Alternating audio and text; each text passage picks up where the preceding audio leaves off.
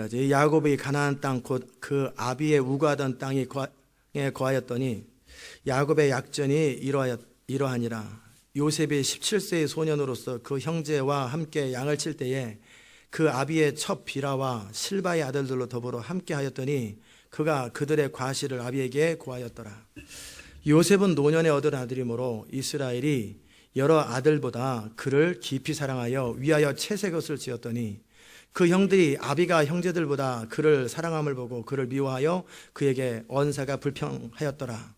요셉이 꿈을 꾸고 자기 형들에게 고하매 그들이 그를 더욱 미워하였더라. 요셉이 그들에게 이르되 청컨대 나의 꾼 꿈을 들으시오. 우리가 밭에서 곡식을 먹더니 내 단은 일어서고 당신들의 단은 내 단을 둘러서서 절하더이다. 그 형들이 그에게 이르되 내가 참으로 우리 왕이 되겠느냐, 참으로 우리를 다스리게 되겠느냐 하고 그 꿈과 그 말을 인하여 그를 더욱 미워하더니 요셉이 다시 꿈을 꾸고 그 형들에게 고하여 가로되 내가 또 꿈을 꾼즉 해와 달과 11별이 내게 절하더이다 하니라. 그가 그 꿈으로 부형에게 고하매 아비가 그를 꾸짖고 그에게 이르되 너의 꾼 꿈이 무엇이냐, 나와 네 모와 네 형제들이 참으로 가서 땅에 엎드려 내게 절하겠느냐. 그 형들은 시기하되 그 아비는 그 말을 마음에 두었더라. 아멘.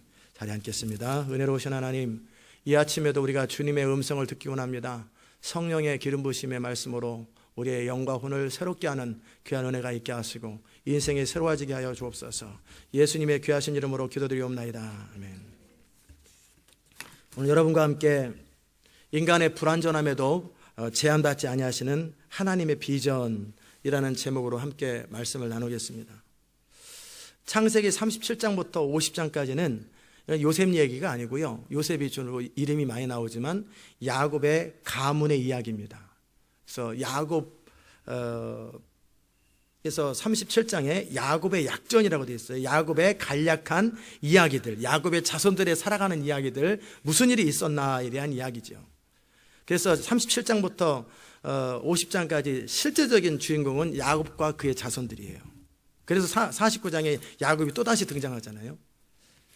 그러면서 어떤 일이 하나님께서 아브라함에게 주셨던 약속 비전, 이삭에게 주셨던 약속과 비전, 그리고 야곱과 그의 자손들에게 주셨던 비전들이 어떻게 이루어지는가, 이것을 기록한 내용입니다. 그래서 제가 오늘 결론적으로 여러분에게 말씀드리면 하나님의 약속은, 하나님의 비전은 어떠한 상황과 방해를 만나도 결국은 이루어진다는 거예요.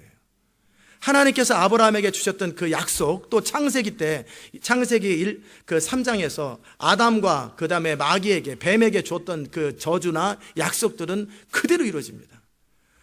여자의 후손이 결국 예수 그리스도가 와서 뱀의 머리를 밟고 사단의 권세를 깨트릴 것이고, 너는 그 교회와 또 예수님을 회방하는 일을 좀 할 것이다. 발꿈치를 뒤지. 그 일들이 결국 이루어져요.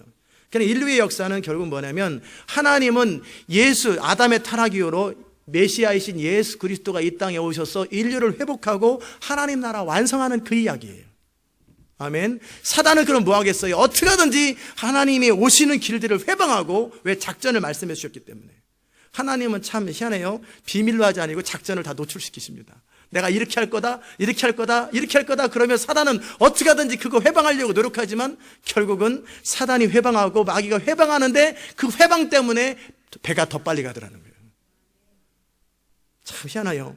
결국 아브라함을 택하시고, 그러니까 아브라함의 자손들, 그래서 때로는 어떨 땐 기근으로 다 그들을 죽이려고 해도 믿음으로 하나님을 신뢰할 때 기근에서 보호되는 역사가 일어나고, 결국은 정말 그 이스마엘을 낳게 하고, 그 다음에 또 그러지만 결국은 이삭의 약속의 후손으로 태어나고, 그리고 그 이삭을 통해서 야곱이 또 태어나고, 그리고 야곱이 큰 많은 어려움을 겪으면서 결국 그 자식들이 낳고, 그 요셉과 함께 그 나머지 11명의 자손들이 이제 가문을 이루죠. 요셉 대신에 이제 어떻게 되냐면 문에사와 에브라임이 되죠. 그래가지고 12지파가 되어가지고 하나님의 가문을 이루어요. 자, 그거 보면서 하나님의 뜻은 변함없이 이루어진다는 거예요. 믿습니까? 이 교회를 향한 하나님의 비전과 약속들은 결국은 어떤 일이 있어도 그것은 결국 이루어지는 거예요. 조건은 딱 한 가지예요. 포기만 안 하면 그 사람을 통해 이루어져요. 우리가 포기하면 하나님은 다른 사람을 통해 그 일을 이루실 거예요. 제가 포기하면 또 다른 사람을 세워서라도 그 일을 이루지만 우리를 통한 약속은 우리가 포기 하나만 이루어지고 하나님의 약속과 비전은 결국은 인간의 불완전과 인간의 어떤 잘못과 상관없이 그분은 그분의 뜻을 계속 이루어 가시더라는 거예요. 이게 하나님의 주권이에요. 그 하나님의 주권. 그 주권을 믿는다면 우리 인생은 얼마나 평강이 있을까. 우리의 불완전, 내 실수, 내 잘못, 내 연약함, 내 어떤 머리 나쁨, 내 어떤 것에도 하나님은 영향을 받지 않아요. 영향을 받는 것은 내 인생만 좀 영향받아요. 나만 고달퍼요. 그러나 그분의 뜻은 여전히 착착착착 진행되더라는 거예요. 제가 계시록을 연구하면서 깨달았던 것 중에 하나가 그거거든요. 계시록 17장, 18장에 보면은 바벨론 음녀의 멸망에 대한 이야기. 그게 뭘까? 그때도 제가 정확하게 표현은 안 했어요. 계시록 때. 근데 그걸 나중에 최근에 제가 알게 됐어요. 그러면서 또 깜짝 놀랐어요. 야, 기가 막히다. 하나님의 전략은. 지금 프리메이슨을 통해서 계속해서 세계정부 운동이 일어나잖아요. 그게 바벨론의 세력이에요. 결국 그들의 프리메이슨들은 항상 바벨론 타워를 만들고 그 음료가 탄 황소를 만들고, 그래서 그들이 하는 일들이 맨날 그런 일을 해요. 그들은 바벨탑, 인간이 만든 유토피아를 만들기 원하고, 인간의 지상 정부를 만들기 원하고, 하나님 없는 인간의 최고의 유토피아를 만들기 원하는 그들의 바벨론의 꿈이 지금까지 계속 바벨론 정부예요.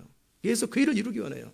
그런데 그들이 멸망을 하거든요. 어떻게 멸망하냐면 그들에 의해서 멸망해요. 자, 그 세계정부 운동을 하는 프리메이슨과 그 바벨론 운동을 하는 사람들이요, 결국 10개의 나라를 포섭해가지고 유럽과 미국을 10개의 나라를 포섭해가지고 어떻게 되냐면 미국이 포함될 것 같아요. 하여튼 이 10개 나라를 10개 뿔을 가지고 세계를 결국 이깁니다. 정복하고, 그런 다음에 어떻게 적그리스도를 등장시킵니다. 이들은 재정과 자원을 가지고 세계를 움직이고, 그래가지고 결국 그들에 의해서 모든 것들이, 우리는 황후라 절대 망하지 않는다. 우리는 절대 망하지 않는다. 수백 년 동안 존재하고 2000년 동안 존재하고 4000년도 존재하고 우리는 항상 존재한다. 그들은 안 망할 거라고 생각했어요. 그런데 아이러니하게도 그들은 그들에 의해서 멸망당해요. 자, 그래가지고 그들이 정말 쫙 세계를 통합을 시키고, 종교를 통합시키고, 경제를 통합시키면서 그다음에 적그리스도를 딱 등장시킨단 말이에요. 그런데 10나라와 적그리스도가 첫 번째 하는 일이 뭐냐면 그 바벨론과 그 프리메이슨의 세력들을 다 없애버려요. 그들을 쳐버리는 거예요. 그래서 그들이 망해버려요. 누구에 의해서? 적그리스도와 10개 나라가 그 프리메이슨의 세력을 쳐버리더라는 거예요. 와, 그리고 적그리스도는 어떻게 쓰임받아요? 부흥 때 하나님께서 돌아온 성도들이 진짜인지 가짜인지 양인이 염소인지 그 구별하는 일에 쓰임받고, 그 일이 끝나고 나면 적그리스도는 우리 주님이 와서 딱 심판해, 아마겟돈 전쟁을 통해 심판해버리더라고요. 그리고 하나님 나라가 시작돼요. 야, 그들은 그렇게 하는 착같이 그들은 그 일을 하지만 그런 것에 전혀 영향을 받지 않아요. 아무런 영향을 받지 않아요. 왜? 하나님은 주권자이기 때문에 그래요. 오늘 요셉을 통해서 일어나는 하나님의 이야기들을 보면서 우리는 그런 일들을 경험하게 될 거예요. 하나님께서 이제 그 요셉에게 꿈을 꾸셨어요. 꿈을 주셨어요. 왜 꿈을 주실까요? 왜 비전을 주실까요? 하나님은 하나님의 일을 이룰 때 그분이 스스로 하지 않으세요. 반드시 어떤 사람을 통해서 일하시는데, 그 사람에게 꿈을 주시고 그 말씀과 약속을 주시고 그것을 믿는 그들의 믿음과 삶을 건, 인생을 건 순종을 통해 일하시는 거예요. 하나님께서는 어떤 사람에게 꿈과 비전을 주시고 그것을 신뢰하고 그것을 순종하기 위해서 인생을 거는 어떤 모험과 결단을 믿음으로 하잖아요. 그러기 때문에 그 믿음의 결과로 하나님의 꿈이 이루어지는 거예요. 반면에 그 믿음의 결과, 그 말씀을 붙드는 그 믿음의 결과로 그는 연단되는 거예요. 그런데 그 일을 회방하기 위한 또 전략들이 계속 나오더라는 거예요. 하나님은 어찌 보면 요셉에게 꿈을 주셨어요. 그리고 요셉은 그 꿈의 내용이 뭔지를, 제가 이 교회 처음 시작할 때 모르는 것처럼 요셉은 그 꿈의 내용이 뭔지 충분히 몰라요. 그냥 당신들의 곡식단이 내 곡식단의 절하도이다. 그냥 17살 철부지, 너무나 철부지잖아요. 그렇게 얘기를 했어요. 형들은 벌써 알아들어요. 요셉만 멍청해요. 요셉은 그 내용이 뭔지도 모르는데 형들은 다 알아들어요. 그럼 우리가 너희한테 전한다는 얘기냐? 요셉은 몰랐단 말이에요. 아니 몰라, 나 그 꿈 꿨다는 얘기지. 그리고 또 꿈을 꿨어요. 해와 달과 11개의 별이 내게 절하더이다. 요셉의 그 당시 생각에서는 뭐냐면 그냥 이 집안에서 내가 가장 중요한 인물이 되는가 보다, 그 정도 생각했어요. 근데 이것이 세계를 구원하기 위한 하나님의 계획인지 몰랐다는 거예요. 그게 무슨 말이냐면 결국 하나님은 이 아브라함과 이삭의 후손, 야곱의 후손들을 보존하는 데 있어서 요셉의 믿음을 사용하겠다라는 거예요. 요셉의 희생을 사용하겠다라는 거예요. 요셉의 순종을 통해서 세계를 구원하고 요셉의 순종을 통해서 아브라함의 가문을 보호하는 가장 중요한 일을 아버지가 어떻게 아들한테 절하겠어요. 그러나 요셉이 그 집안을 세우는 일에 결정적인 역할을 할 거라는 거예요. 아멘. 근데 요셉은 그게 뭔 소리인지도 몰라요. 자기는 꿈꿔놓고도 이 꿈이 어떻게 현실화될지 전혀 모르는 거예요. 그냥 집안에서 내가 제일 높은가 보다. 근데 사실은 그거 아니었어요. 이 가문이 유지되고 이 가문이 이집트로 가야 되잖아요. 이집트에서 창대 200만 명이 늘어나야 되잖아요. 그럴 때 그냥 초라하게 그냥 우리 좀 살려주세요 해가지고 이렇게 오는 것보다 미국에 와서 살려면 어떤 현대 기업처럼 아예 그냥 엄청난 5천 명, 10,000명, 5만 명의 인플로이를 딱 고용할 만한 기업을 가지고 딱 들어오면은 50년 무상으로 땅을 주고 세금 면제해주고 막 그러잖아요. 그런 것처럼 야곱의 족속들이, 야곱의 자손들이 이집트에 살려고 그럴 적에 그냥 우리 좀 갈 데 없는데 좀 도와주실래요? 그럼 택시 내, 뭐 내, 뭔 땅값 내, 맨날 괴롭힐 거 아니에요.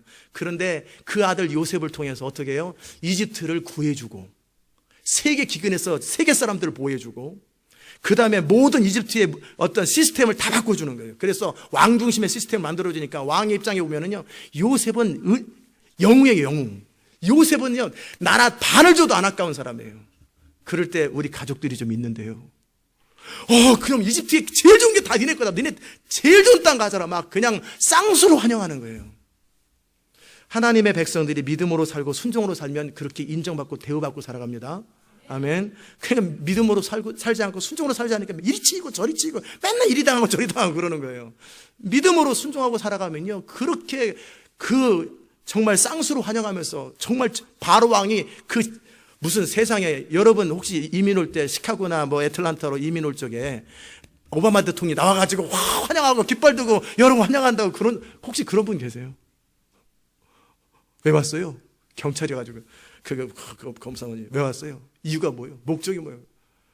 근데 요셉은 안 그런다니까요. 그 집안이 오니까 왕이 나타나가지고 쌍수라고 바벨론 모든 신하들이 와가지고 막 박수치고 열광적으로 막 그냥 환영하고 들어온단 말이에요. 이게 믿음으로 사는 사람들의 삶의 스타일이에요. 아멘. 믿음으로 사는 거예요. 요셉은 그런 걸 몰랐어요. 뭔지도 모르고 나중에 이루어진 것들이 그 하나님의, 그래서 뭐냐면 이집트에서 야곱의 자손들이 살고 거기서 창대해진 다음에 나중에 가나안 땅의 죄악, 아브라함에게 그랬잖아요. 4대 만에, 즉 400년 만에, 정확하게 430년 만에 가나안 땅의 죄악이 충분히 차서 더 이상 용서가 되지 않는 상태까지 기다려주는 거예요. 가나안 땅을 야곱의 후손들에게 준다고 그랬잖아요. 아브라함의 후손들에게. 그런데 가나안 땅 입장에 보면 기분 나쁠 거 아니에요. 멀쩡히 사는 사람 다 나가! 그럴 수는 없기 때문에 하나님은 430년 동안에 가나안 땅의 아모리 족속의 죄악이 충만해질 때까지 기다리는 거예요. 그리고 나서 그 죄 때문에 그들이 멸망하고, 그러기 때문에 가나안 땅은 텅 비게 되는 거예요. 그랬을 때 이 아브라함의 후손들이 가나안 땅에 정착하는 기가 막힌 하나님의 시나리오예요. 그동안에 살아야 되잖아요. 430년을. 그러니까 어디다 살아요? 이집트에서 가서 탁 사는데, 그냥 가면 대우 괄시받으니까 어떻게 해요? 하나님은 하나님의 백성들, 하나님을 정말 사랑하고 하나님을 신뢰하는 사람들의 인생에 괄시받기를 원치 않습니다. 아멘. 존대받기 원하고 대우받기 원하고 영광받기 원하는 거예요. 생각해 보세요. 그 많은 사람 가운데 아브라함이 25년을 하나님을 신뢰하고 평생을 하나님을 신뢰하고 살았어요. 그 자손들을 잘해주고 싶었던 거예요. 이삭이 하나님을 신뢰하고 살았어요. 뭐 했다고요? 신뢰하고 살았어요. 그런데 이삭의 후손 야곱이 성격은 좀 나쁘고 성품은 안 좋지만 여전히 하나님의 약속을 붙들고 산단 말이에요. 이 가문에게 잘해주고 싶었어요, 하나님께서. 근데 아무리 해도 잘할 능력이 없기 때문에, 이들이 제대로 될 능력이 없기 때문에 하나님은 기가 막힌 그분의 섭리에 의해서 누군가에게 꿈을 주는 거예요. 아까 제가 말씀드렸어요. 하나님은 그분의 뜻을 이룰 적에 아모스 3장 7절에 했잖아요. 그 종 선지자에게 미리 보여주지 아니하시고 말씀하지 아니하시고는 이루는 법이 없는 것처럼 요셉에게 본인은 다 이해를 못하지만 미리 말씀하시는 거예요. 그래서 그 약속이 현실화되는 걸 보고 또 그와 동시에 요셉이 그것을 신뢰해주는 그 믿음이라는 것들이 필요해요. 이해되셨으면 아멘 하세요. 너무너무 중요한 원리예요. 그냥 저절로 하나님이 어느 날 뚝딱뚝딱 그분이 일하시면 우리 자유가 다 훼손되잖아요.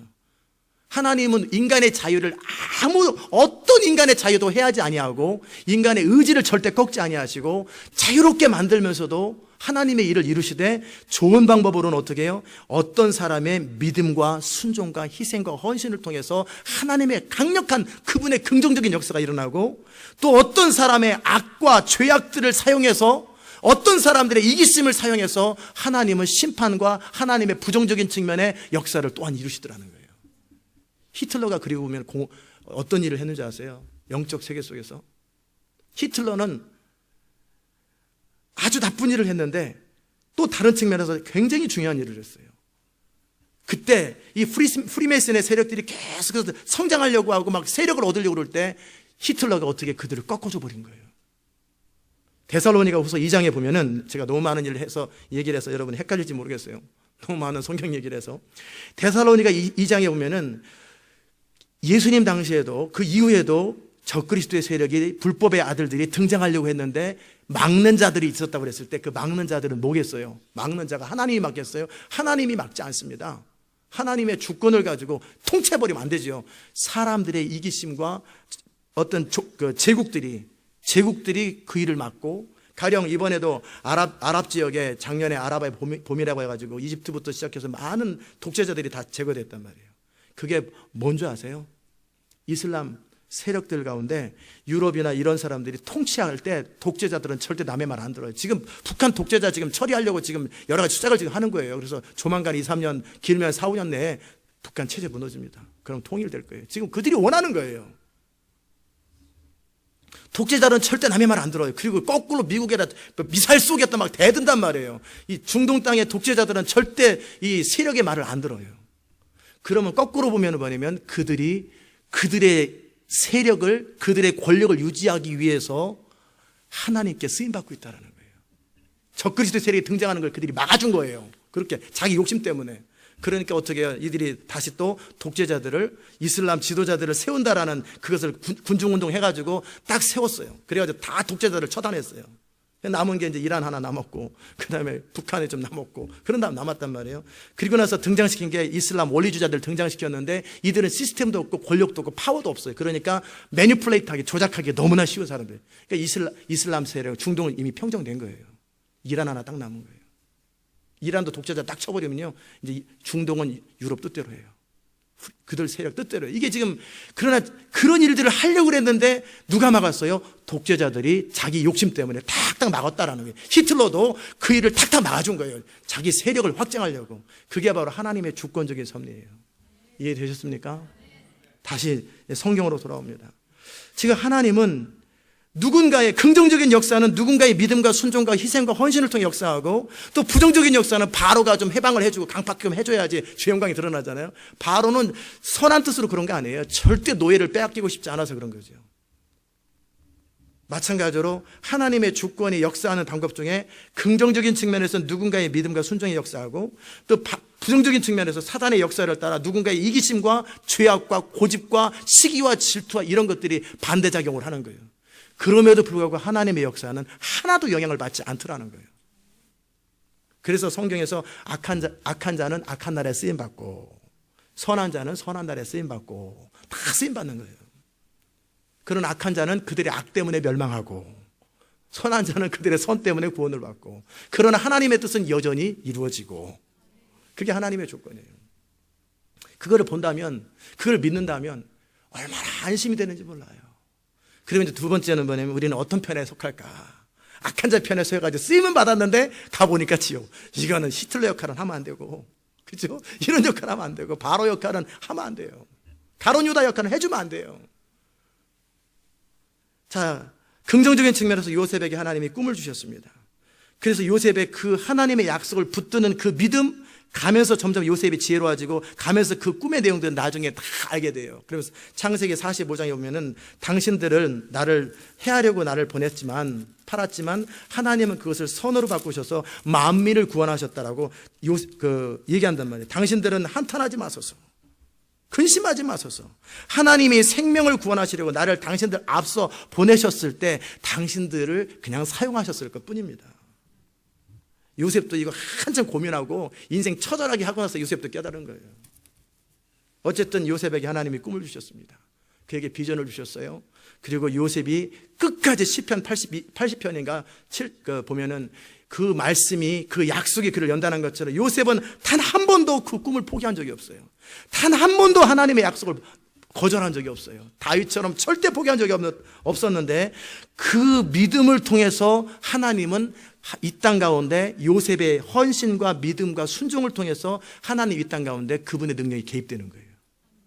자, 시대 마지막에 우리가 부흥의 통로로 사용되는 방법이 뭐예요? 우리의 믿음과 순종과 희생과 헌신을 통해 하나님 그분의 능력이 우리를 통해서 우리의 인격적 허락을 통해서 우리 인격적 자유를 통해서 이 땅 가운데 현실화되는 일에 믿음의 사람들이 사용되는 거고, 또 반대작용은 뭐냐면 그걸 또 회방해 주는 사람이 있어야지.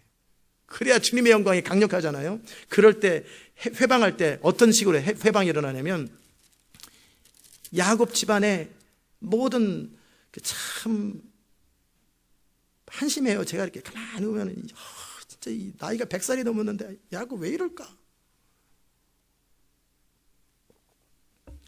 어떤 식으로 하냐면 야곱의 약전이라 간략한 집안 이야기를 써놨는데 거기에 정말 하나님을 경외하고 예비하고 살았다 이런 거 써도 좋잖아요.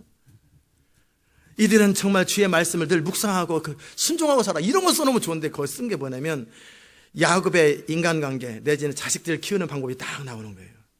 요셉이 17살이었는데 그 형제와 양을 칠 때 두 부류를 나눴어요. 하나는 루벤의 자식들 6명이잖아요. 그 팀 한 팀 나누고 그래서 딴 데로 보내고, 그 다음에 실바와 비라의 자식들 또 4명 또 있잖아요. 4명에다가 요셉을 감독으로 세워가지고 딱 보냈어요. 그래가지고 요무리하고 요무립을 나눠가지고 정말 그렇게 또 경쟁도 시키고 하여튼 야곱 오랬단 말이에요. 그리고 요셉을 가서 기왕 저 같으면 다 섞어놓을 것 같거든요. 서로 엄마가 틀리니까 서로 잘 지내라고 다 섞을 것 같은데 딱 분리를 시켜요. 그리고 요셉을 비라와 실바 가뜩이나 이 집 자식들은 서자치고 봤는데 거기다 요셉을 가장 막내 동생인데 그 감독자로 그래서 요셉한테 다 그들 잘못 다 보고해라. 자, 이들 입장에 보면 얼마나 기분 나쁘겠어요. 이게 첫 번째 약전에 야곱의 처신 첫 번째 욕을 딱 써놓은 거예요. 두 번째 처신. 야곱의 두 번째 처신이 뭐냐면 요셉을 늦게 낳았기 때문에 다른 애들보다 더 귀히 여기고 색동옷을 입혔더라. 온갖 화려한 옷을 입힌 거예요. 그러니까 얼마나 기분 나쁘겠어요. 지금 실바의 자식들, 비라의 자식들, 루벤의 자식들 얼마나 기분 나쁘겠어요. 이게 야곱이 만든 거예요. 그럼 요셉은 입지 말아야 되잖아요. 나 지금 눈치 보여요, 아버지. 아무 눈치도 없습니다. 꿈 얘기하는 것이 도움이 될지 안 될지 아무 생각이 없습니다. 그냥 입으라면 입고 고자질하면 고자질하고 이렇게 철부지예요.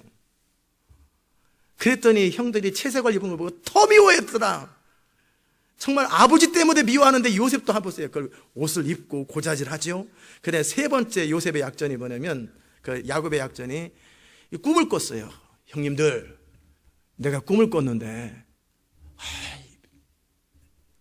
그 얘기 말해야 된다는 부담이 생겼는데요. 그러면서 형님들 곡식당이 나한테 다 절하던데요. 그걸 말이라고 하냐? 그걸 말이라고 하냐? 지금 가뜩이나 지금 여차하면 그냥 두들겨 패고 싶은데 그걸 또 하고 그 다음에 또 꿈 꿨는데요. 그랬더니 뭐야 이번에는 해와 달과 11개의 별이 다 나한테 절하던데요. 갖고 노냐 너 지금 나를? 우리가 지금 모든 교회, 뛰어난 교회, 다른 교회 입장에 그럼 너네들 뭐 하는 거냐? 지금 그런 거나 똑같은 거 아니겠어요? 요셉은 어떤 거룩한 부담 때문에 내지는 어떤 순수함 때문에 아니면 순진함 때문에 표현을 했지만 표현은 돼야 되잖아요. 표현이 돼야 되는 거예요. 표현됐어요. 자, 이 하나님의 비전이 선포됐어요. 하나님의 꿈이 선포되었어요. 그러면 이것이 또 회방하는 무리들이 생기는 거예요. 꼭 기억하십시오. 우리가 하나님의 사람이라면 예수님의 말씀이 적용되어야 됩니다. 세상이 너희를 미워할 것이다. 왜? 세상은 너희를 미워하는 것이 아니라 나를 미워한다. 예수님을 미워한다. 그러므로 너희가 내게 속했고 내 말에 순종하면 너희는 미움을 받게 되어 있다. 그렇게 되어 있어요. 하나님의 꿈을 가진 자들은 꼭 시기를 받고 하나님의 비전과 부르심을 가진 자들은 핍박과 조롱을 받게 되어 있는 거예요. 그건 당연해요. 그래서 지교회가 시작될 때 무난하게 별일 없이 잘 되면은 감사할 일이지만 그 땅에 별일이 없나 보다. 뭔가 좀 회방을 좀 받아야 돼요. 뭔가 좀 비난 좀 받아야 되고, 뭔가 조롱 좀 받아야 되고, 좀 핍박도 좀 받아야 돼요. 그래야 그 땅에 뭔가 의미 있는 거예요. 이 애틀란타 교회가 시작될 때도요, 사람들이 2년도 못해서 망할 거다, 뭐 할 거다, 막 온갖 조롱을 다 했단 말이에요. 그냥 내버려 두지, 내가 도와달라고 그랬나? 그냥 집에서 개척하는데 왜 이렇게 말들이 많아? 그죠? 왜 그래요? 보이지 않는 영역 속에서 이 교회가 그렇게 중요하기 때문에 그러는 거예요. 요셉에게 주셨던 그 꿈이 현실화될 때 그것이 얼마나 중요한지를 영적 세계 속에서는 아는 거예요. 그렇기 때문에 이 요셉을 죽이려고 하는 거예요. 그래서 또 이제 상황이 생겼어요. 이제 요셉이 형들의 꿈이 아니라 형들이 이제 이번에는 또 다 뭉쳐가지고 한 군데로 갔어요. 그랬더니 아버지가 궁금한 거예요. 이제 아버지는 잘 못 가잖아요. 왜? 환도뼈도 부러졌고. 그러니까 집에서 해야 되니까 이게 자기 뜻대로 통제가 안 되고 보고를 제대로 안 해주니까 요셉을 정탐꾼으로 딱 만드는 거예요. 그래서 요셉을 다니면서 형들 잘못 잘하나 못하나 전부 다 감독관 기록해주는 리포터를 만드는 거예요. 그래서 이제 이번에도 형들이 어디 갔는데 잘들 하고 잘 있나 내게 구하라. 그래서 요셉이 갔어요. 물어물어 갔단 말이에요. 그랬더니 형들이 쫙 보면서 저 멀리서 이렇게 보는 거예요. 저 멀리서. 저 누구야? 색동옷을 입고 왔네? 아, 진짜 징그럽게 여기까지 따라오냐, 진짜. 야, 쟤는 질리지도 않나 보다. 좀 멀리 좀 숨어서 도망가서 좀 한가하게 좀 요셉 안 보이는 데서 좀 있으려고 그랬는데 여기까지 따라오냐. 그럴 때 또 시므온이나 뭐 레위나 이런 사람들이 죽여버리자. 이때 성질 사납잖아요. 막 그 세겜 족속 싹 죽이는 것처럼 저거 죽여버리자. 이러면 안 됐어요. 자, 그를 죽여서 그리고 나서 뭐라고 하는 결정적인 말을 합니다. 그를 죽여서 한 구덩이에 던지고 우리가 말하기를 악한 짐승이 잡아먹었다 하자. 그리고 나서 그들의 목적은 그 꿈이 어찌 되는가 보자. 하나님의 비전이 어찌 되는가 보자. 하나님의 교회가 어찌 되는가 보자. 하나님의 약속이 어찌 되는가 보자. 이게 사단의 역사예요. 그럼 이 요셉의 형제들이 그럼 사단입니까? 아니에요. 이들의 시기와 질투와 미움을 통해서 역사하는 사단이 이들의 미움을 사용하는 거예요. 헤롯 왕의 시기를 통해서 예수님을 죽이려 한 것처럼 이들의 시기와 분노가 너무나 하늘을 찌르는 거예요. 이들의 분노가 너무너무 화가 나는 거예요. 그러니까 이들이 반대도 없잖아요. 다 이구동성으로 딱 죽여버리자. 그래, 죽여버리자. 말을 통일시키자. 그랬으면 요셉이 딱 죽으면 어떻게 되겠어요? 요셉이 죽었더라. 그럼 이제 요셉의 꿈을 보고 창세기 37장부터 50장까지는 지워야 되는 거예요. 근데 거기에 또 한 사람이 등장해요. 루벤이 착하잖아요. 끈꾸미끈 못하니까 야곱의 그 첩이 아마 꼬드겼나 보지. 그러니까 또 같이 잠자고. 이게 끈꾸맺고 못하는 점액질인가 봐, 이 사람이. 점액질은 사람이 참 좋은데 극복해야 됩니다. 끊고 맺는 것을 정확히 아닌 건 아니고 맞는 건 맞는 거. 이걸 해줘야 되는데 르우벤이 이제 그래서 점액질의 기본적인 성품은 착해요. 착하고 성품이 좋아요. 또 책임이 있잖아요. 내가 큰형인데 다 갔다가 요셉 죽었다 그러면 결국 아버지는 나한테 가뜩이나 내가 지금 미움받아서 지금 나는 그 아버지한테 죄진 게 있어가지고 아버지 첩을 제가 간통했잖아요. 그러니까 지금 가뜩이나 미움받는데 이러다가 쫓겨나겠다. 그러니까 루벤은 어떻게 하든지 얘가 지금 요셉을 살려야 되는 거예요. 왜? 네가 제대로 못해서 너 나가버려. 쫓아내버리면 이제 루벤 큰일 나잖아요. 그러니까 그러지 말고 죽여서 뭐하냐. 그냥 구덩이에다 던져버리자. 구덩이에다. 그리고 생각하기를 나중에 몰래 가가지고 딱 건져오려고 딱 그랬단 말이에요. 이해되시죠? 자, 사단은 지금 요셉을 죽이려고 그럴 때 루벤은 자기 입장 생각하는 거예요. 아버지한테 혼날 생각하고 또 성품상 착하고. 그러니까 이제 요셉을 그러진 말자. 분위기를 일단 딱 컴다운하고 구덩이에 던졌어요. 그리고 나서 그들은 또 옆에서 편안하게 밥 먹고 있는데 뭐 살려주세요. 형님들을 살려주세요. 막 그런데 눈 하나 깜짝 안 해. 너는 당해봐야 돼. 인생의 쓴맛을 겪어봐야 돼. 왜? 우리가 얼마나 고통스럽고 너 때문에 힘들었는데 너는 그 알지도 못하고 너는 이때 좀 경험해 봐야 돼. 그러면서 편안하게 밥 먹어요. 그때 이제 이스마엘 족속들이 쫙 지나가는데 유다가 역할을 또 하는 거죠. 야, 돈이나 벌자. 그 팔아서 뭐하냐, 동생인데. 그거 팔아가지고 어차피 우리가 원하는 것은 죽이는 거 원하는 게 아니라 우리 눈앞에 사라지는 걸 벌써 얘네들은 잊어버렸어요. 그 꿈이 사라지는 걸 해야 되는데, 사단은 원래 목적은, 사단은 이 형제들의 시기와 질투를 통해서 요셉에게 주셨던 하나님의 비전을 없애버리는 걸, 이건 사단의 목적인데 이들은 그 사이 잊어버렸어요. 그리고 그냥 돈이나 벌자. 그래가지고 이스마엘에게 팔아버렸어요. 그리고 나서 요셉이 착고에 끌려서 이렇게 막 가는 거예요. 도와주세요, 형님들, 이러면 안 돼요. 막 그러면서 어떻게 했어요?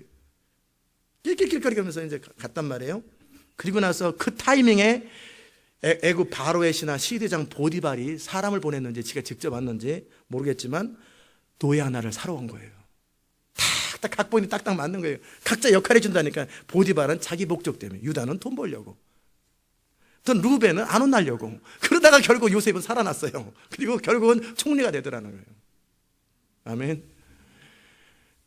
하나님이 역사하는 방법이 그렇습니다. 그분이 직접 막 조종해가지고 리모컨으로 하는 게 아니라 각 사람의 타고난 성품과 스타일과 이 모든 것들을 다 허용하고 인격에 전혀 자유에 방해를 안 주면서도 어떻게 하다 보면은 결국 하나님의 뜻만 이루어지는 것처럼 이때도 그렇게 되더라는 거예요. 이제 여러분 이해되셨을 거예요. 하나님의 주권과 하나님의 비전은 어떤 사람들의 어떤 사단의 회방에도 영향받지 아니하고 이루어지더라는 거예요. 두 번째, 그러면 어떻게 이루어질까? 두 번째는 불완전한 인간을 통해서도 이루어지더라는 거예요. 한번 생각해 보세요. 야, 이거는 콩가루 집안도 아니고 왜 이 집 식구들은 왜 다 이러냐? 아버지도 그렇더니 큰아들도 그러고 또 둘째도 그러고 셋째도 그러고 너무나 많은 이 집안이, 그런데 왜 하필 이 집안을 사용할까? 그 괜찮은 명문 가문도 있고 괜찮은 좋은 가문도 있는데 왜 정말 이 엉망의 집안을 꼭 굳이 사용할까? 이게 하나님의 신비예요. 하나님께서 시대 마지막에 부흥의 통로로 시온의 백성들을 모집하는 사람들을 하나씩 보면 꼭 야곱 식구들 닮았어요.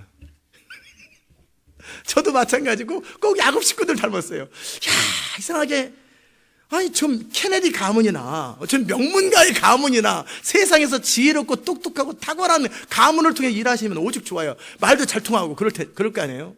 그런데 잘난 건 없는데 고집은 세고 자존심 세고 의견 강하고 정말 뭐 하나 이루지도 못하면서 또 소리만 지르는 이런 야곱의 식구들을 사용하시는 걸 보면 참 하나님의 섭리가 대단해요. 그렇죠? 우리 교회 공통적인 특징, 주장이 세다, 고집이 세다, 자존심 세다, 말 안 듣는다, 뭐 그런 거잖아요.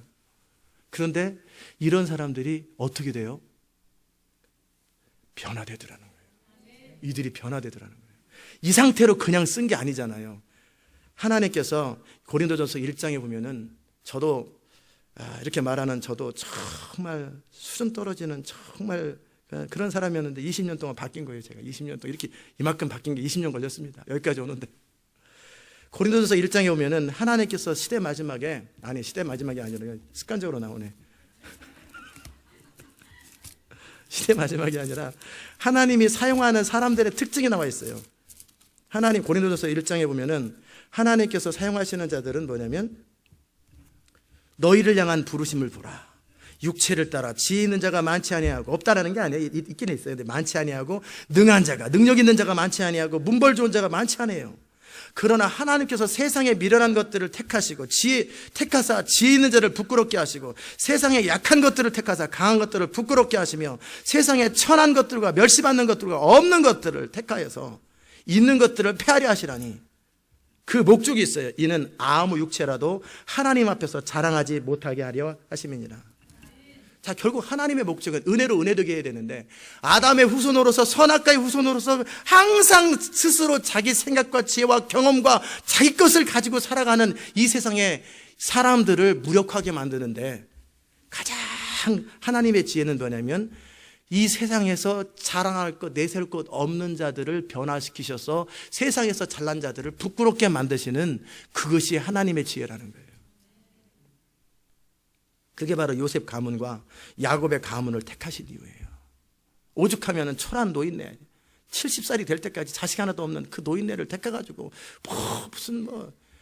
뭐 해보겠다고 하나님이 첫 출발부터 그러잖아요. 세상에 남들 다 누구나 낳는 자식 하나 못 낳아가지고 75살이 됐는데 이대로 늙어가는 거지 뭐. 이런 그에게 꿈을 주시고 비전을 주셔서 다시 아브라함에게 새로운 인생을 시작하셨던 하나님, 꿈도 없고 소망도 없고 비전도 없고 그냥 살다 죽으면 별 볼 일 없는 인생, 그런 자들에게 꿈과 비전을 심어주시는 하나님, 그 하나님은 전능자 하나님이십니다. 자, 그러면 이 정말 야곱의 가문이 꿈을 받았고 하나님의 부르심을 받았는데 이게 그냥 저절로 이루어지던가요? 아니에요. 이 모든 것이 다 완성될 때까지 20년이라는 시간이 걸렸어요. 야곱이 37살 때, 30살에 총리되고 풍년 39살 때, 풍년 7년 지나가고 흉년 2년 만에 가족들이 상봉하잖아요.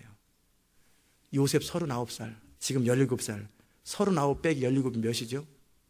22년 만에 이 모든 것이 이루어지는데 이들은 험악한 시간을 보냅니다. 그런 질문을 하나 해드리는 거예요. 꼭 요셉이 총리가 되는데 종살이와 감옥살이라는 이 코스를 꼭 가야 됐을까? 다른 길은 없나? 만약 갈 수밖에 없었다면 요셉의 형제들은 뭐예요? 영웅이죠. 그죠? 요셉을 자기들이 도와준 거 아니에요. 그러나 그렇지 않아요. 우리 인생이 하나님의 비전을 이루고 성취하는 일에 꼭 우리가 지금 가는 길을 가야 된다는 보장이 없어요. 더 나은 길을 갈 수 있고 더 험한 길을 갈 수 있는 것, 그 길을 선택하는 것은 우리 자신이에요. 사람은 다 각자 수준만큼 사는 거죠. 요셉 보세요. 그게 아버지가 시킨다고, 그 아버지나 그 아버지가 시킨다고 형들 잘못 고자질하면 그게 아니죠. 지금 비라와 실바의 자식들이 얼마나 천대받고 살고 얼마나 괄시받고 살아요. 그러면 요셉이 넓은 마음으로 형들을 품어주고 그러면 사랑받을 거 아니에요. 옷을 입힌다고 또 입습니까? 아버지 옆에서만 싹 입고 나올 때는 싹 벗어버리고 형들하고, 나는 형들하고 친구야, 형들하고 형들 동생이야, 나는 당신들 섬기려고 태어났어, 이렇게 나와야 되잖아요. 근데 요셉의 수준이 너무나 수준이 안 되니까 그냥 그걸 다 자기 생김대로 살아버리는 거예요. 이게 이 정도가 요셉의 수준입니다. 야곱의 수준이고, 그 루벤 큰아들은 아버지 처박이랑 잠이나자고, 이게 수준이 이집 식구들의 수준이 이 정도입니다. 참. 그러니까 유다가 38장에 벼랑간, 요셉 나보다 유다가 왜 나오는지 아세요? 야곱의 이야기인데 유다가 너무 속상해서 가출했어요. 너무 속상해서 집안을 가출해버렸어요. 그래가지고 가출해서 자식들을 낳다가 큰아들 죽고 둘째 아들 죽고, 그리고 셋째 아들 또 살리려고 다말한테 안 줬다가 괜히 잘못 걸려가지고 자기가 며느리랑 자가지고 자식을 낳아가지고 이 집안이 또 유다 집안이 또 이렇게 엉망으로 돌아갑니다. 그런 유다가 얼마나 속상하겠어요. 유다는 원래 의로운 사람이고 유다는 좀 의리가 좀 있는 사람인데 자기 나름대로의 품위와 의리가 다 깨져버렸어요. 아니, 며느리랑 어떻게 해가지고 자식 나가지고 가면 이게 무슨 품위가 어딨어, 이게 무슨 품위예요. 완전히 가는 쫄딱 망한 거예요. 완전히 이렇게 돼버렸어요. 루벤 또 그렇게 됐지. 하여튼 야곱 식구들은 20년 동안 다 기록은 안 됐지만은요, 얼마나 모든 식구들이 험악한 인생을 보냈겠어요. 루벤은 루벤대로 험악한 시간, 요셉은 요셉대로 험악한 시간, 그러면 유다는 유다대로 막 가출해가지고 가서 또 살아보려다가 자식들 다 죽고, 그다음에 며느리랑 애 낳아가지고 가문 유지하고 이 험악한 시간 보내고, 그 다음에 또 시므는 시므대로, 레이는 레이대로 온갖 온 식구들이 다 그냥 초전박살난 거예요. 완전히 박살난 거예요.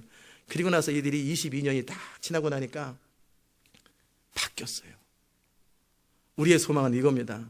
우리는 그릇 행하여 각자 제 멋대로 가는데 여호와께서는 우리 무리의 죄악을 그에게 담당시킨 것처럼 이렇게 바뀌어 수준이 떨어지는 이 집 가문이 이제 22년 뒤에 어떻게 바뀌었는지 아세요?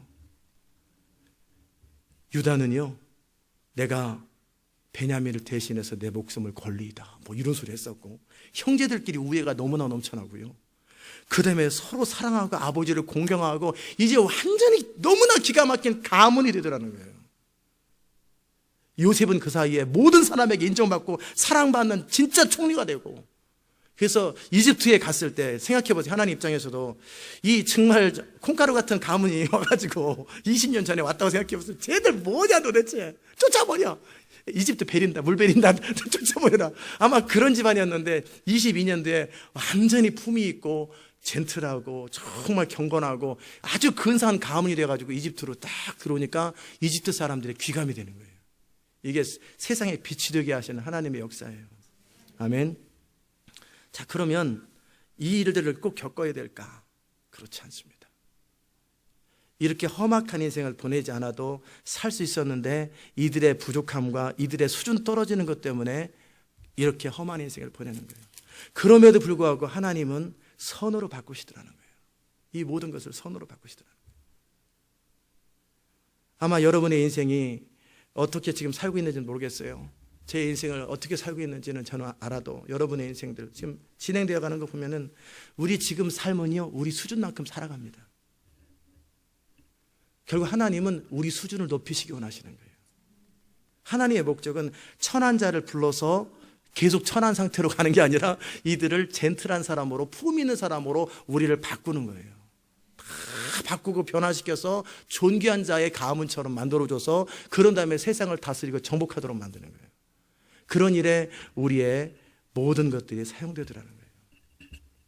이해되셨습니까? 그러면 이제 결론이 세 가지가 결론이 나오죠. 하나님은 그 무엇에도 영향받지 아니하시고 하나님의 약속과 그분의 부르심 비전을 이루신다라는 거예요.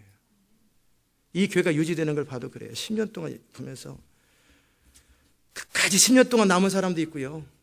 중간에 일이 바뀌고 저리 바뀌고 이렇게 되고 저렇게 되고 가도 하나님의 비전과 그 부르심은 계속 명맥을 유지하더라는 거예요. 그리고 어느 순간에 이게 폭발하더라는 거예요. 그러더니 이제 점점 다민족으로 가고 점점적으로 어떻게 해요? 세계로 퍼져가는 거예요.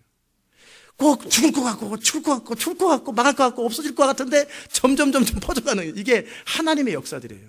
왜? 그 안에 비전이 있고 하나님의 주권이 있기 때문에 그러는 거예요. 그 안에서 이제 우리의 모든 허물들이 다 바뀝니다. 우리의 모든 허물들이 바뀌어서 하나님의 창조의 질서를 이루는 것처럼 우리가 이제는 여러분이 다 바뀌어갑니다. 지금 우리의 삶은 내 수준만큼 산다고 그랬잖아요.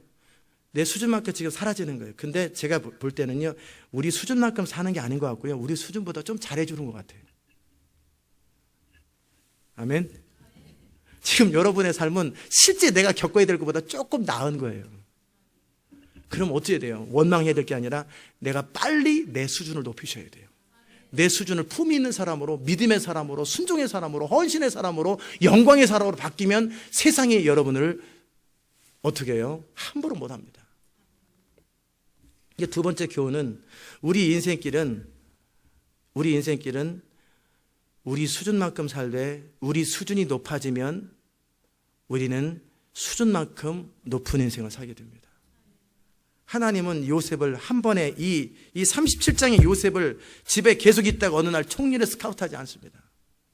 요셉을 향한 하나님의 꿈이 있는데 지금 요셉의 상태에서는요, 지금 나라와 세계를 구원하기는커녕 집안에서 자기 앞가름도 못하는 사람이에요. 이 사람은. 그러니까 어떻게 요셉을 하드 트레이닝을 시키기로 작정하셨어요. 그런 일에 형제들의 욕심과 형제들의 시기와 분노를 사용하시고 보디발의 부인의 어떤 그 나쁜 마음을 사용해가지고 모함을 받아가지고 종살이 끝난 다음에 감옥살이에요. 하나님은 우리 주변에 있는 모든 상황들을 사용하셔서 우리의 최종적인 목적, 하나님의 최종적인 목적은 우리를 그리스도 닮는 사람으로 만드십니다. 하나님을 사랑하는 자, 그 뜻대로 부르심을 입은 자들에게는 모든 것이 합력하여 선을 이룬다고 그랬는데 그 선은 뭐냐면 하나님의 뜻을 이루는 거예요. 그 하나님의 뜻은 뭐예요? 그리스도의 장성한 분량을 담는 거예요. 결국 우리가 품이 있는 사람이 되잖아요. 그러면 이 품이 있는 사람은 어디를 가도 품위가 있습니다. 금이라는 게요, 이 반지가 굉장히 다이아몬드 반지거든요. 이 다이아몬드 반지를 사람들한테 갖다 주면 얼마에 받냐면 20불 준다더라고요. 은으로 돼가지고 쓸모없는 다이아몬드라고. 제가 이걸 산 이유는 더 이상 안 뺏겨야 되겠다. 더 이상 헌신하고 그러면은 또 헌신하고 더 헌신하니까 이제 이거는 어차피 10불밖에 안 되니까 내도 별것 없으니까 이거 끝까지 킵하기 좋겠구나. 그런데 금반지라 순금 24K면 어떻게 했어요? 24, 제가 표현을 잘못했어요. 뭐 헌신하기 싫어서가 아니라 24K 골드는 어디를 가도 대가를 받습니다. 마찬가지예요. 자, 이거는 제가 아무리 귀중하다고 해도 제가 갖다 주기 얼마 줄래요? 이거 30불밖에 안 주는데 20불 정도 준대요. 은 녹여가지고 쓰고 다이아몬드를 버리고 가루라. 은값밖에 못 받는 거예요. 20불. 그러나 순금 24킬로짜리 그 금을 가지고 한국 갖다 주든 어디 갖다 주든 그 금은 계속 금의 가치를 합니다. 그죠? 그 말은 뭐냐면 여러분이 왜 나를 인정해 주지 않는 거예요? 왜 나를 인정해 주지 않는 거예요? 그런 소리 할 것 없이 여러분의 수준을 높이십시오. 여러분의 품위를 높여놓으면요 어딜 가도 대우를 받아요. 어딜 가도 전 세계 어디 가서 왜 저 사람은 나를 무시하는 거야? 왜 함부로 대하는 거야? 왜 수준이 그만큼이니까 그만큼 대해주는 것 뿐이에요. 거기다 그 사람이 성격이 좀 나빠가 좀 더 심하게 대하는 것 뿐이지. 그러니까 다른 얘기 하지 말고 내 수준을 높이십시오. 그러니까 모든 상황이나 사건들을 통해서 모든 관심을 어떻게 하냐면 불편한 것을 피하는 데 두지 말고 도망가는 데 두지 말고 빨리 내 수준을 좀 높였으면 좋겠다. 왜 사람들을 나를 몰라보는 거야? 나같이 훌륭한 사람을 좀 나와 프로포즈 좀 해주고 나 좀 장가 좀 나에게 좀 결혼 좀 하고 시집 좀 오고 좀 나를 좀 데려가지. 아니 어떻게 했어요? 사람들이 볼 때 수준이 안 되는데. 물론 임자를 못 만나서 그럴 수 있죠. 임자를 못 만나서. 그럴 때 우리가 할 일은요 내 수준을 높이는 거예요. 그리스도 안에서 거룩하고 순결하고 온전하고 정말 품위 있고 함께하고 싶고 데려가고 싶고 어떻게 하든지 잡고 싶은 그런 사람이 돼버리는 거예요. 그러면 많은 사람 앞에 귀히 여김을 받고 하나님과 사람에게 소중히 여김을 받는 게 되는 거예요. 아멘. 결국 우리의 모든 환경은 지금의 환경은 지금 우리 자신의 수준만큼 겪는 것이고 그 다음에 이 환경을 통해서 하나님의 의도는 뭐예요? 우리를 품위 있고 거룩한 제사장이요 왕 같은 나라가 되도록 정말 존귀하고 보배롭게 만들어주려고 하는 하나님의 의지와 하나님의 목적이 있더라는 거예요. 아멘. 여러분을 향한 하나님의 계획이 있고 하나님의 목적이 있다는 거예요. 그냥 이렇게 살다 죽으면 그만인 거예요. 수준 떨어지게 살다 수준 떨어지고 죽는 거예요.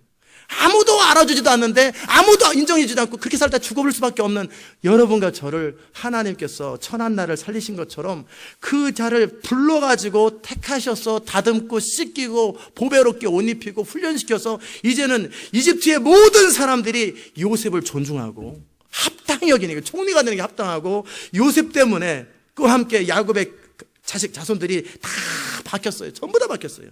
유다도 바뀌었고 루벤도 바뀌었고 전부 다 품이 있는 자손들이 바뀌었어요.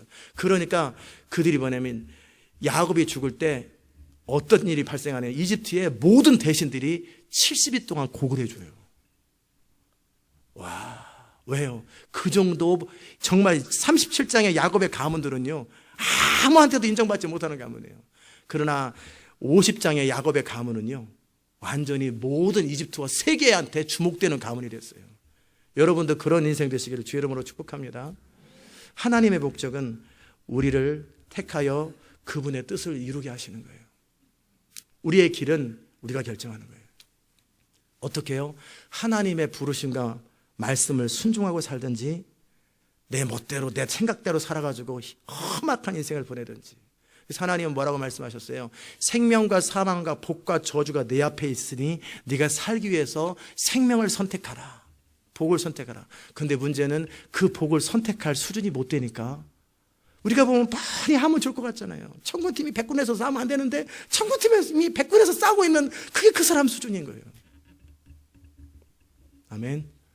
왜? 볼 눈이 없고 그걸 따를 수 있는 수준이 안 되는 거예요. 내 마음을 쳐서 복종시킬 수준이 안 되고 내 자신을 하나님의 말씀에 나를 길들일 수준이 안 되는 거예요. 그러나 이런 사람들이 계속 자라가면 어떻게 돼요? 시편의 고백이 나옵니다. 시편 1편에 보면은 복 있는 자가 되는데 복 있는 자의 수준이 뭐예요?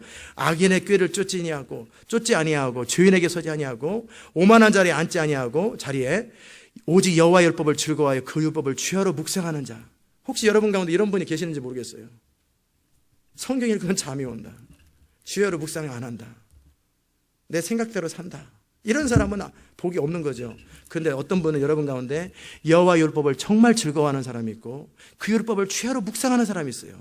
이게 쉽게 안 돼요. 이거 금방 될 것 같잖아요. 저도 20년 전에 이거 안 되더라고요. 성경 펴면 잠이 와요. 졸리고. 그런데 어느 수준 되면요, 여호와의 율법을 중심에서 즐거워하고 그 율법을 묵상하고 그 가운데 기록한 대로 다 행할 수 있는 수준이 되잖아요. 그러면 그 사람의 인생은요, 시냇가에 심은 나무가 시절을 쫓아 과실을 맺으며 그 잎사귀가 마르지 아니함 같으니 그 행사가 다 형통하리로다. 시편 119편에서 뭐라고 그랬어요? 행위 완전한 여호와의 법에 행하는 자가 복이 있다고 그랬어요. 여호와의 계명을 전심으로 지키는 자, 행위 완전하여 여호와의 법에 행하는 것, 이거 쉽지가 않아요. 이것도 여호와의 증거를 지키고 전심으로 여호와를 구하는 거 쉽지가 않아요. 사람 찾기가 쉽지, 자기 생각나는 데 가기가 쉽지, 이게 쉽지가 않은 거예요. 이건 이 시편 119편의 기자는 그만큼 수준이 높아졌고 연단이 되어서 종살이와 감옥살이라는 험한 시간들을 다 지났기 때문에 이게 가능한 거예요.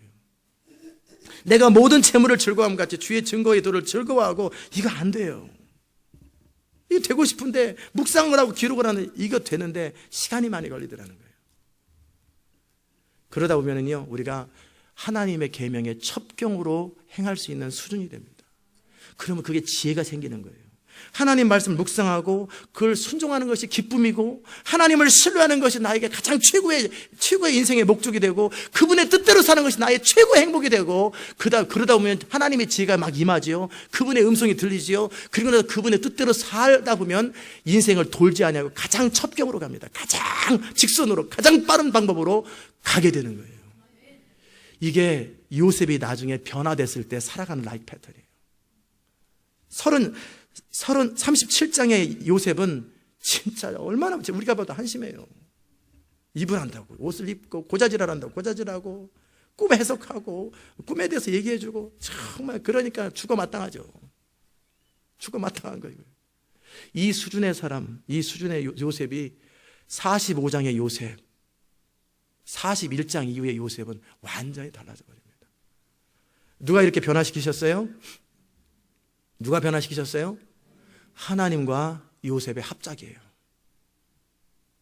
하나님은 우리에게 날마다 거룩한 소원을 주시고 비전을 주시고 위로를 주시고 소망을 주시고, 하지만 우리는 우리대로 계속 포기 안 하고 씨름하고 믿고 순종하고 몸부림치고, 요셉이 계속해서 비전을 붙들고 씨름을 했단 말이에요. 그 과정 속에 하나님은 하나님 뜻대로 요셉을 이끌어 가시지만, 요셉은 요셉 나름대로 하나님의 앞에 반응을 해준 거예요. 이 하나님과 인간이 협력을 할 때 요셉은 정말 품이 있고 정말 젠틀하고 세계를 구원하기에 합당한, 나중에 하나님의 영광과 권능이 누구에게 부어지겠어요? 그 수준이 되는 사람에게 부어지는 거예요. 어느 날 갑자기 타이밍이 되니까 그냥 어느 날 권능이 임하는 게 아니라, 우리 수준이 권능을 담을 수준이 되고, 우리 수준이 하나님의 영광을 담을 수준이 될 때 우리가 그렇게 된다는 거예요. 아멘. 전 여러분이 그렇게 되시길 바랍니다. 말씀을 마무리합니다. 하나님의 주권과 비전은 인간의 불완전함에도 영향받지 않아요. 두 번째는 우리 인생을 하나님이 붙드사 수준 안 되는 우리 자신을 거룩한 자로, 온전한 자로, 흠이 없는 자로, 완전한 자로 만드시는 하나님의 이끄심에 대한 찬양이에요. 그분의 부르심 앞에 우리가 얼마나 적극적으로 열정적으로 반응하느냐가 우리 인생의 스피드를 결정합니다. 우리 인생의 빠르기를 결정합니다. 저는 오늘 이 말씀을 듣고 정말 이제는 하나님의 꿈이 보겠어요. 요셉에게를 통해서도 하나님 이루고 싶은 꿈이 있었지만 이제 시대 마지막에 21세기 이때 우리에게 주신 하나님의 꿈은 뭐예요? 열방과 세계 가운데 주님의 이름이 영광을 받으시도록 부흥의 문을 열고 도시의 문을 열고 하나님의 영광과 권능을 선포하는 그런 일에 여러분과 저를 부르신 거예요. 아멘. 그렇기 때문에 그 부르심이 너무나 강력하고 부르심이 너무나 위대하기 때문에 여러분의 삶에 많은 스피드가 빠른 거예요. 빠른 속도로 여러분을 인도하시고, 저 같은 아주 강한 사람을 여러분에게 붙여가지고, 강단에서만 강해요, 제가. 그래서 여러분의 심령을 찌르고 죄를 지적하는 메시지를 통해서 우리 인생을 빠르게 변화시키기 원하시는 하나님의 선하심이 있더라는 거예요. 아멘. 예레미야서 29장 11절에 보면은 I know the plan I have for you, declares the Lord. Plans to prosper you and not to harm you. Plans to give you hope and a future. 그래 있어요. 내가 너를 향한 나의 생각을 내가 안다. 여호와의 말씀이니라. 너를 향한 나의 생각은 너를 형통하게 하려고 하는 플랜이요, 너에게 해가 아니라 너에게 소망과 미래를 주려고 하는 생각이라. 이 말이 어떤 상황 속에서 나온 거예요? 예레미야를 통해서 바벨론의 포로로 가라는 거예요. 그 말을 선포하는 예레미야의 말이 어찌 보면 그들에게 듣기 싫은 말이고 너무나 힘든 말이에요. 그러나 만약에 이스라엘 백성들이 나중에 바벨론의 포로로 안 갔다면 소돔과 고모라처럼 이스라엘은 그들의 죄악 때문에 멸망을 했어요. 그러나 그들이 바벨론의 종살이를 하면서 징계를 받고 거기서 변화됐다라는 거예요. 그리고 70년 만에 다시 돌아왔을 때 그들은 제대로 된 하나님의 백성들이 되더라는 거예요. 그러니까 70년이라고 하는 바벨론의 종살이는 그들을 향한 플랜이고 너를 해롭게 하는 거 아니니까 그 예레미야의 말을 들으라는 거예요. 가서 이제 바벨론에 가서 돌아올 생각하지 말고 70년 동안 그냥 시집가고 장가가고 농사짓고 그래서 가문을 유지하라는 거예요. 그리고 변화되라는 거예요. 그 말을 예레미야가 선포할 때 사람들이 들었을 때 예레미야가 죽일 놈이라고 생각했어요. 아멘. 그러나 사실 그것은 그들을 향한 소망이었고 그들을 향한 미래였어요. 하나님께서 여러분을 향해서 소망을 주기 원하시고 미래를 주기 원하십니다. 하나님은 그 택한 자녀들이 형통하기를 원하십니다. 그러기 위해서 여러분의 인생 가운데 돌리는 풀무가 뜨거울 수 있고 여러분의 인생의 길이 험할 수 있어요. 그러나 거기서 불평하거나 원망하거나 좌절하지 마십시오. 여러분을 빠른 속도로 다듬어 품이 있고 수준 높은 사람 돼가지고 하나님의 영광을 담을 수 있는 그릇으로 만들기 원하시는 하나님의 선하심이 있더라는 거예요. 그 선하심을 붙들고 포기하지 마세요. 우리를 향한 하나님의 비전은요, 우리가 포기하면 끝나는 거예요. 하나님 그분의 비전은 계속 유지되더라도 그 사람을 통하는 것은 끝나버리는 거예요. 그러니까 어떤 경우에도 포기하지 마시고요, 원망하지 마시고 하나님이 우리를 향한 생각들은 형통함이요, 미래요, 소망이니까 그분을 붙들고 믿고 신뢰하고 적극적으로 반응하세요. 그러면 어느 순간에 여러분과 제가 존귀한 자의 대열에 딱 서게 되는 거예요. 전 세계 구석구석에서 가장 도시마다 영향력 있는 사람이 누구 보니까 다 시온교회 사람들이야. 그잖아요. 전 세계 구석에서 가장 영광스러운 사람들, 비즈니스든 뭐든 다 보면은 다 시온교회 사람들이에요. 그러면 얼마나 좋겠어요. 하나님이 그것을 위해서 우리를 부르셨어요. 하나님의 영광을 마지막 날에 선포하려고, 하나님의 권능을 선포하기 위해서 여러분과 저를 부르셔서 그 일을 그분은 성실하게 계속 진행하고 계십니다. 그 속에 여러분과 제가 있는 거예요. 여러분이 그 하나님의 약속을 신뢰하고 부르심을 신뢰하고 그리고 빨리 버티지 말고 적극적으로 반응해서 하나님의 뜻을 이룰 수 있기를 주의 이름으로 축복합니다. 기도합시다. 하나님 감사합니다. 오늘도 우리가 주님의 음성을 듣게 하셔서 감사합니다. 야곱의 자식들과 야곱의 가문들을 바라볼 때 참 정말 천하고 별 볼 일 없고 정말 이런 집안은 세상에 있을 수 없는 집안인데 이들이 20년 만에 변화되어서 이집트에서 가장 존경받는 가문이 되었고 가장 영광스러운 가문이 되었던 것을 바라봅니다. 하나님, 이 하나님이 우리 하나님이요, 우리 아버지시요, 우리를 변화시키기 원하시고 우리를 새롭게 하기 원하시는 그 하나님, 너희를 향한 나의 생각은 재앙이 아니라 형통함이요, 너에게 퓨처와 미래와 소망을 주려고 하는 그 하나님의 신실하심을 붙들게 하여 주시옵소서. 주님, 우리가 그 하나님을 신뢰함으로 우리의 삶이 더 아름다워지고 하나님의 영광과 복음과 능력의 통로, 정말 부흥의 통로가 될 수 있도록 은혜 베풀어 주시옵소서. 감사드리옵고 예수님의 귀하신 이름으로 기도드리옵나이다. 아멘. 다 잘 일어나셔서 397장 찬송하십시다.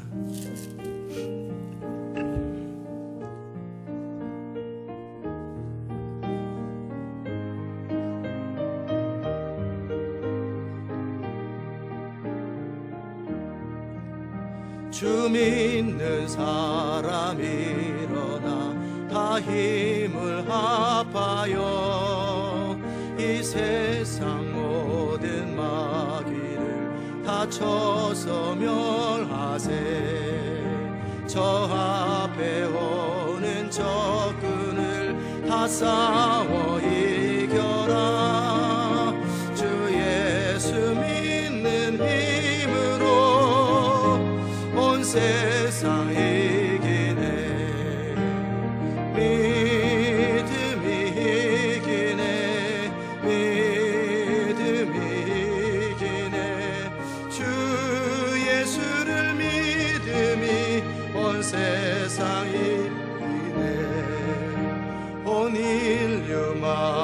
괴율로 큰 죄에 빠지니 진리로 띠를 띠고서 늘 기도 드리세 참 믿고 의지하면서 겁없이 나갈 때 주 예수 믿는 힘으로 온 세상 이기네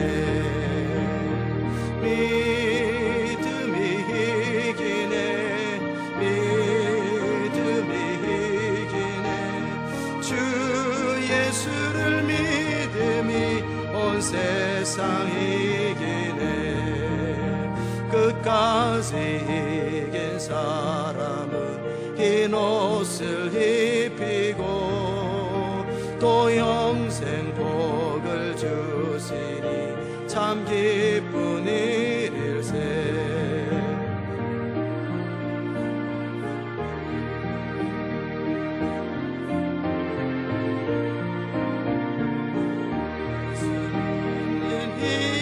힘으로 온 세상 이기네 믿음이 이깁니다 믿음이 이기네 믿음이 이기네 주 예수를 믿음이 온 세상이 믿음이 이깁니다 믿음이 이기네 믿음이 이기네 주 예수를 믿음이 온 세상이 기도합시다.